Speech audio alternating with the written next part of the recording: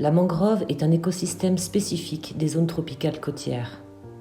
Elle est essentielle à l'équilibre de la planète. Elle agit comme puits de carbone, comme rempart contre les vents violents et la houle dont elle réduit la force de 75%. Elle agit comme maintien des berges et des plages. Elle assure le filtrage de l'eau et la régulation thermique. Elle est en outre une réserve de biodiversité. Cet écosystème est unique en son genre. Les palétuviers sont les seuls à supporter les eaux salées et saumâtres.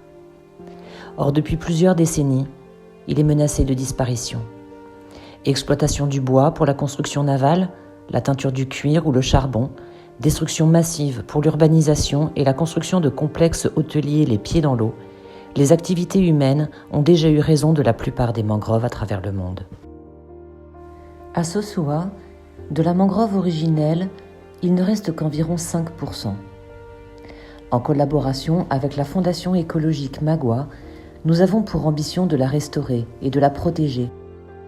Pour atteindre notre objectif, nous collectons des semences dans les zones où il reste des palétuviers. Nous les faisons germer, puis les repiquons au sein de notre pépinière où ils vont passer près de 18 mois.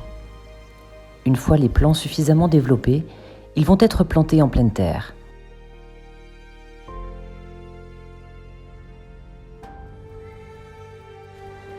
Nous organisons régulièrement des activités de sensibilisation autour de cet écosystème. L'occasion pour nous d'impliquer les membres de la communauté locale et parmi eux le plus important, les enfants.